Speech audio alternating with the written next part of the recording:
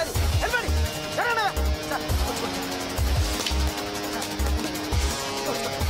వెళ్ళండి. నీకే చెప్పేది. వెళ్ళండి.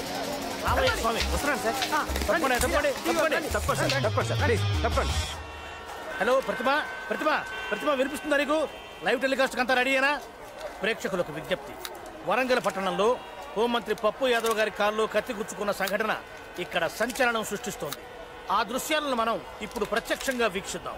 నమస్కారం మినిస్టర్ గారు. ప్రత్యక్ష ప్రసారమా? అవును సార్. ఇదేమన్నా లైవ్ ఓపెనింగ్? ఎందుకు లైవ్ కవరేజ్? సరేవారు సార్, మీరు ఇప్పుడు ఆ దృశ్యాలు మనం ప్రత్యక్షంగా చూడబోతున్నాం. ప్రతిమ హోమ్ మినిస్టర్ గారి కారులో కత్తి గుచ్చుకోవడం వల్ల ఈ ప్రాంతం అంతా కూడా రక్తంతో తడిచిపోయింది. ఇప్పుడు హోమ్ మినిస్టర్ ఇచ్చుకున్న కత్తిని మనం స్పష్టంగా చూద్దాం. కెమెరా కత్తి మీద పెట్టవయ్యా. ఇది మోకాలయ్య స్వామి. హోమ్ మినిస్టర్ గారు ఆర్తనాదం చేస్తున్నారు, బాధతో విలవెల్లాడిపోతున్నారు. ఇప్పుడు ఈ సంఘటన మీద ప్రజా స్పందన ఏమిటో మనం తెలుసుకుందాం. రాష్ట్రంలో లా అండ్ ఆర్డర్ పరిస్థితి ఎలా ఉందో మంత్రి గారి కాలు చూస్తేనే తెలుస్తుంది. కలియుగంలో ధర్మం ఒంటి పాద మీద నడుస్తుందని చెప్తారు, కానీ ఇక్కడ పరిస్థితి చూస్తుంటే నిజంగా ఒంటి కాలు మీద నడుస్తున్నట్టుంది. ఆ సిద్ధార్థ అమ్మాయిని తీసుకుని పారిపోతున్నాడండి. అప్పుడు అటో 10 మంది ఇటో 10 మంది రౌడీ వ్యధాలు వచ్చారండి. ఇంకేముందండి, బాగా కుమ్మి పడేశాడండి.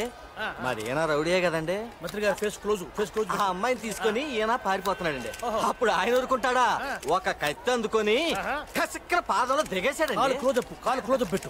నిజంగా కత్తిల పాదంలో దిగటం లైఫ్ లో ఫస్ట్ టైం చూస్తున్నానండి. ఇది నా అదృష్టంగా భావిస్తున్నాను. ఇతను క్లోజ్ పెట్టు. అంబులెన్స్ లో వైద్య బృందం వస్తున్నది. వారిప్పుడు మంత్రి గారిని పరీక్ష చేసి మంత్రి గారి కాల్లో గుచ్చుకున్న కత్తి తీసేస్తారో కాలే తీసేస్తారో బ్రేక్ తర్వాత. తప్పకుండా డాక్టర్లు కొంచెం చోటివ్వండి. తప్పకండి. కత్తి లోతుగా దిగినట్టుంది. డాక్టర్లు ఇప్పుడు మంత్రి గారి కాలును శుద్ధి చేస్తున్నారు. డాక్టర్ గారు, పరిస్థితి ఎలా ఉంది? ఇప్పుడప్పుడే ఒక అంచనాకు రాలేకపోతున్నాం. Don't worry sir. కత్తి తీసేస్తారు, కత్తి రాకపోతే కాలు తీసేస్తారు. ఓ గుణపం తీసుకురండి. గుణపమా? ఓహో, ఇప్పుడు గుణపం తీసుకుని మంత్రి గారు సిద్ధార్థ మీద పగ తీర్చుకోవడం కోసం బయలుదేరబోతున్నారు. అది పగ తీర్చుకోవడానికి కాదండి, మట్టితో సహా కాల్ తీయడానికి. ఓహో, ప్రతిమ ఇక్కడ ఒక చారిత్రాత్మక సంఘటన చోటు చేసుకోబోతున్నది. ఇప్పటి వరకు మనకు వరంగల్ అంటే కేవలం కాకతీయులు మాత్రమే గుర్తొచ్చేవారు. కానీ ఇక నుంచి గోన గన్నారెడ్డి వారసుడైనటువంటి సిద్ధార్థతో పాటుగా ఇప్పుడు మొత్తం మట్టి గడ్డతో పాటు ప్రకటించబడబోతున్నటువంటి హోంమంత్రి పప్పు యాదవ్ గారి కాలు కూడా చరిత్రలో చోటు చేసుకోబోతున్నది. ఈ కాలే కాలు, ఈ అదృష్టమే అదృష్టం. ఇదంతా కళ్ళారా చూస్తున్నటువంటి మనం కూడా అదృష్టవంతులమే. కత్తి తీసేస్తే కాలు చరిత్రలో ఉంటుంది, కాలు తీసేస్తే కత్తి చరిత్రలో చోటు చేసుకుంటుంది. కత్తో కాలో కాసేపట్లో హాస్పిటల్లో చేరబోతుంది. అప్పటి వరకు చిన్న బ్రేక్. ఎంత పని అయిపోయింది బావా. నీ కళ్ళలో ఆనందం నింపుదామనుకుంటే నీ కాళ్ళు కత్తి దింపుతాడా? ఇప్పుడు నేను చూపిస్తా ఆడికి మండినానంటే ఏంటో అని. బాంబులతో ఆడు బద్దలు.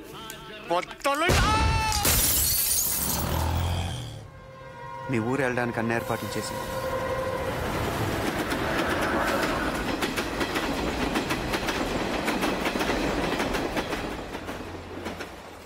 పప్పు యాదవ్కి ఇప్పుడు దాకా నేను ఒక్కడిని శత్రువుని. ఇప్పుడు నువ్వు కూడా. అయినా నువ్వు మీ ఊరు చేరేలోగానే వాడిని కోటుగుమ్మ ఎక్కిస్తాను. మీ బామ్మని అడిగానని చెప్పు. గోదావరి దాటి ఇంత దూరం వచ్చావు. ఈసారి 7వ తరగతి కూడా దాటి.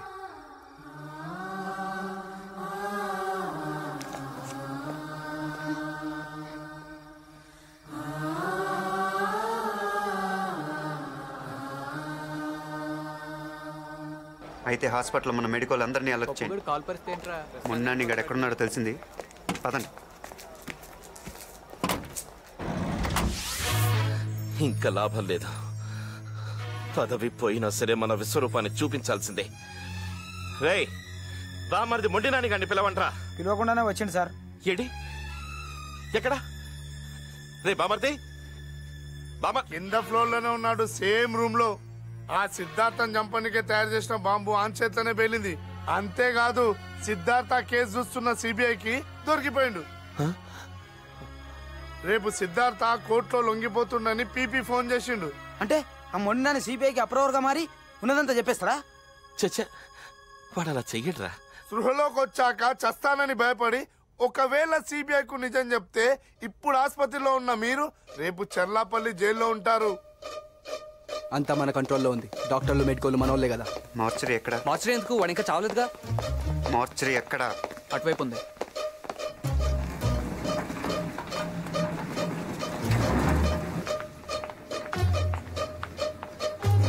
అచ్చం మొండానికి పర్సనాలిటీయే. తాగి అరెస్ట్ చేస్తున్నాడని పెళ్ళమే చంపేసిందంట. బాడీయే కాదు, బయోగ్రఫీ కూడా సూటే.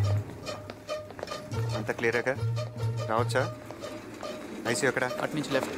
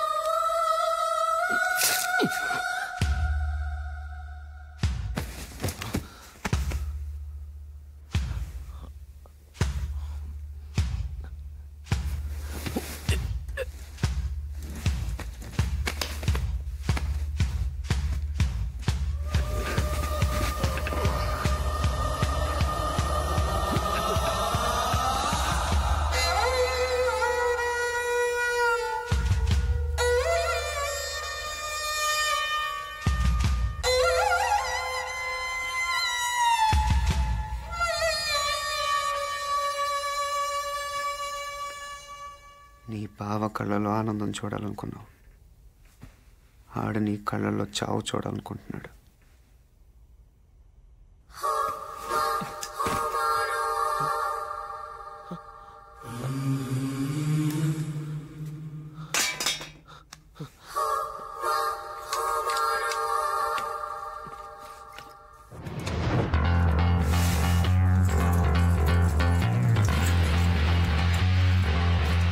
రండి చూడండి, వాడు మొండినాని కాదు, ఎవరిదో శవాన్ని పెట్టారు.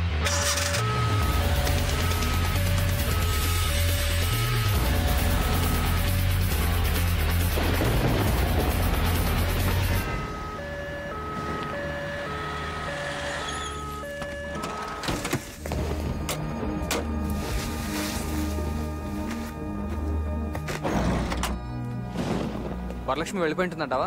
ట్రైన్ బయలుదేరే ముందు మన వాళ్ళు ఫోన్ చేస్తా అన్నారు. వర్షం పడుతోంది, ట్రైన్ లేటో ఏమో.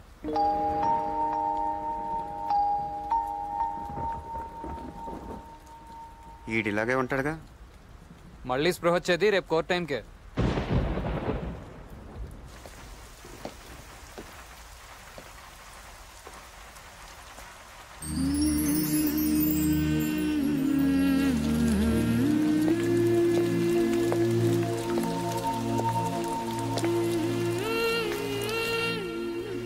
ప్రేమ లేదు, దోమ లేదు, ఒట్టి వంకాయ.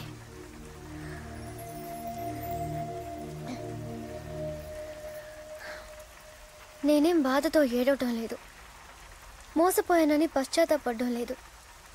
ఏ మొహం పెట్టుకుని ఊరెళ్ళాలని ఆలోచిస్తున్నాను. ఈ మొహానికి కొంచెం తలెత్తుకునే అవకాశం కల్పిస్తావా? జనాల్ని మోసం చేసి ఈ నాయకుల్ని తరిమి కొట్టే పనిలో నాకు కొంచెం చోటిస్తావా? ఈ మాట పప్పుగాడినాలి. ఏం చేస్తాడు? అయినా వాడికి ఉందిలే నీ చేతిలో. కొత్త కనిపిస్తున్నావు.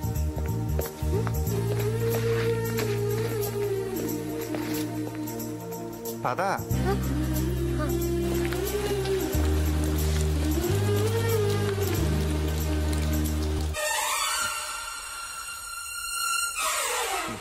సార్, సిద్ధార్థకు కోర్టు ఇచ్చిన టైము ఇంకా 12 గంటలే మిగిలి ఉంది. ఈ లోపు ఏం చేస్తారో చేయండి.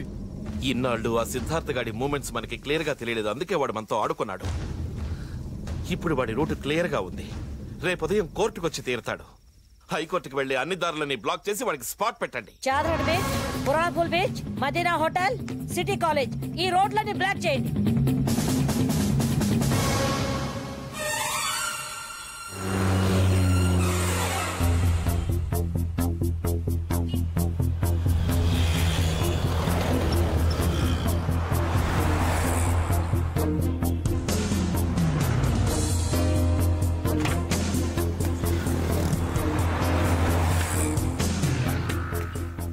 యువత రాజకీయాల్లోకి రావాలి అన్న నినాదంతో ముందుకొచ్చి హోమ్ మినిస్టర్ పప్పు యాదవ్పై బాంబు దాడి చేసి ఆపై అతనికి కాబోయే భార్యను కిడ్నాప్ చేసి రాష్ట్రంలో సంచలనం సృష్టించిన నిందితుడు చెరుకూరి సిద్ధార్థకు లొంగిపోవటానికి హైకోర్టు ఇచ్చిన గడువు మరో 10 నిమిషాల్లో ముగుస్తుండగా కోర్టులో హాజరు కావలసిన సిద్ధార్థ ప్రస్తుతం మన స్టూడియోలో ఉన్నారు.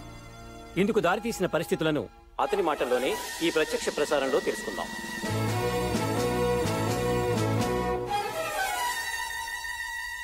కోర్టులో మీ ముందు బోన్లో నిలబడాల్సిన నేను ఇలా టీవీ ద్వారా కనిపిస్తున్నందుకు క్షమించండి యువర్ ఆనర్.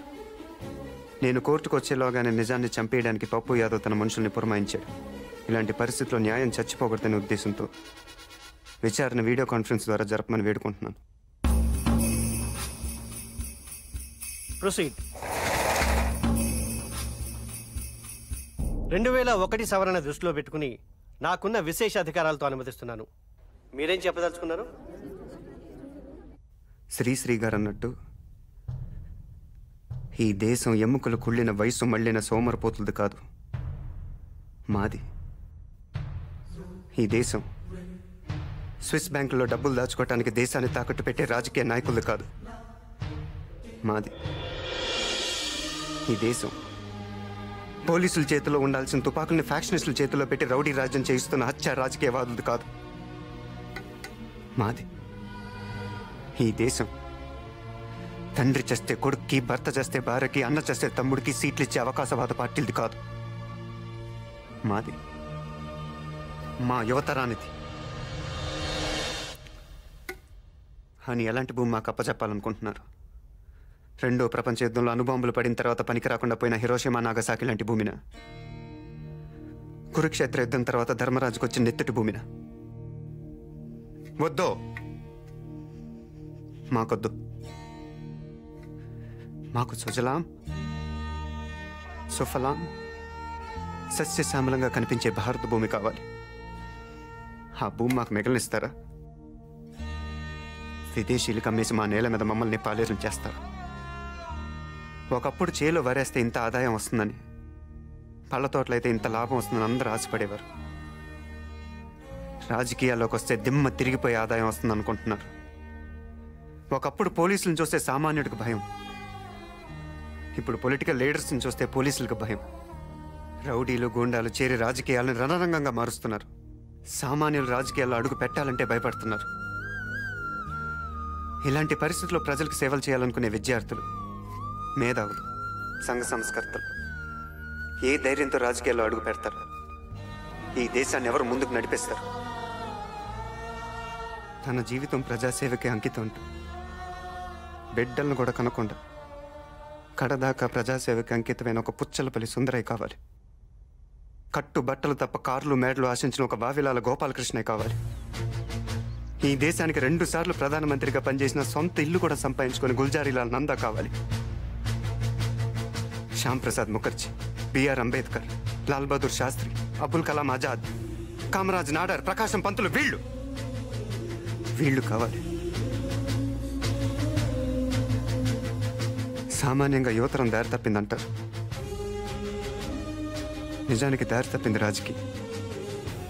దాన్ని యువతరం దారిలోకి తెచ్చుకోవడానికి చేసిన ఈ ప్రయత్నం మాది యువర్ ఆనర్.